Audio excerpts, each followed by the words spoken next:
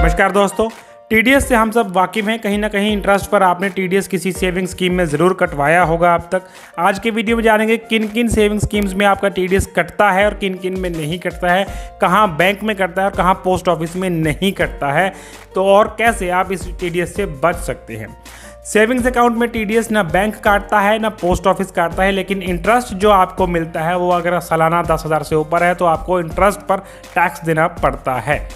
FD के ऊपर post office TDS नहीं काटता। एफडी का कितना भी अमाउंट हो, कितना भी उसका इंटरेस्ट हो, टीडीएस नहीं होता। लेकिन बैंक किसी भी छोटी से छोटी एफडी, बड़ी से बड़ी एफडी, अगर उसका सालाना ब्याज 60 साल से कम के व्यक्ति का 40,000 से ऊपर है और 60 साल से ज़्यादा उम्र के व्यक्ति का 50,000 से ऊपर बन गया है तो टीडीएस काटा जाएगा 10%।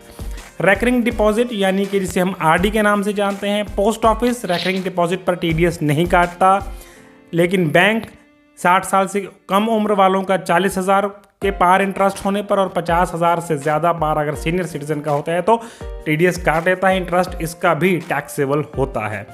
MIS यानी monthly income scheme, post office monthly income scheme पर टीडीएस नहीं काट सकता, जबकि बैंक वही साधारण सिटीजन का 40,000 और सीनियर सिटीजन का 50,000 से ऊपर इंटरेस्ट होने पर टीडीएस काटता है, लेकिन इंटरेस्ट इसका भी टैक्सेबल होता है।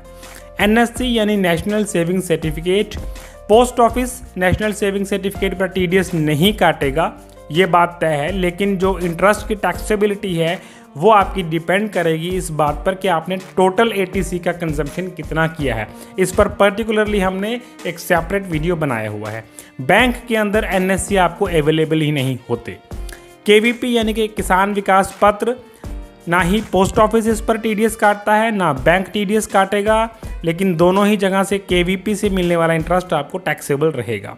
सीनियर सिटीजन सेविंग स्कीम यानी SCSS, 50,000 से ऊपर अगर आपका सालाना ब्याज बनेगा तो पोस्ट ऑफिस और बैंक दोनों ही इस पर टीडीएस काट लेंगे और इंटरेस्ट इसका भी टैक्सेबल होता है। MSSC यानी महिला सम्मान सेविंग सर्टिफिकेट, कोई टीडीएस नहीं काटा जाता, चाहे बैंक में हो या पोस्ट ऑफिस में। इंटरेस्ट इसके ऊपर भी जो मिलता है आपको वो टैक्सेबल होता है। PPF यानी पब्लिक प्रोविडेंट फंड, कोई टीडीएस नहीं होता, चाहे बैंक में हो चाहे पोस्ट ऑफिस में हो, और कोई टैक्स इस पर नहीं लगता। EEE की स्कीम में एग्जेम्प्ट यानी कोई टैक्स नहीं, ATC का रिबेट भी मिलता है आपको और कोई टीडीएस नहीं किसी भी तरह से।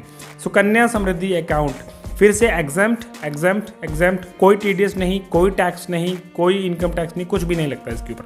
PMVVY यानी LIC द्वारा ऑपरेट की जाने वाली प्रधानमंत्री वय वंदन योजना, जो कि अब बंद हो चुकी है। 31 मार्च 2023 शाम 5 बजे तक इसमें इन्वेस्ट करने का आखिरी समय था। टीडीएस इसमें नहीं काटा जाता LIC के द्वारा। बैंक और पोस्ट ऑफिस में आपको स्कीम अवेलेबल ही नहीं होती। RBI फ्लोटिंग बॉन्ड्स, जो कि आपको पोस्ट ऑफिस में अवेलेबल ही नहीं होते। बैंक इस पर टीडीएस काटता है अगर सालाना ब्याज 10,000 से ऊपर होता है। यहाँ खास ध्यान रखने की बात है कि 10,000 से ऊपर, चाहे वो सीनियर सिटीजन है चाहे जनरल सिटीजन है, सालाना ब्याज 10,000 से ऊपर होते ही टीडीएस काट लिया जाएगा। मेनली RBI बॉन्ड्स आपको SBI के अंदर मिलते हैं। सॉवरन गोल्ड बॉन्ड्स, कोई टीडीएस नहीं, आपने कहीं से भी लिया है, सेकेंडरी मार्केट से, बैंक से, पोस्ट ऑफिस से, कोई टीडीएस नहीं काटा जाता।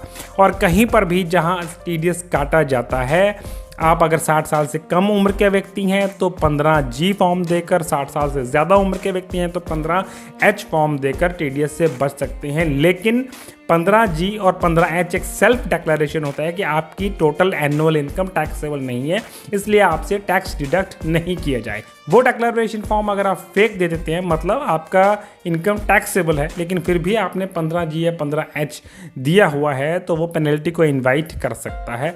फ्रेंड्स, आज के वीडियो में इतना ही। उम्मीद है वीडियो में दी गई जानकारी आपको अच्छी लगी होगी। और नेक्स्ट वीडियो में जानेंगे कि ATC सेक्शन के अंदर कौन कौन सी स्कीम्स हैं जो एलिजिबल हैं, और बहुत सारी ऐसे ATC की ऑप्शंस जो आपको जनरली पता ही नहीं होंगे कि कहाँ कहाँ आप ATC का रिबेट ले सकते हैं। वो नई सारी चीज़ें हम आपको अगले वीडियो में बताएंगे।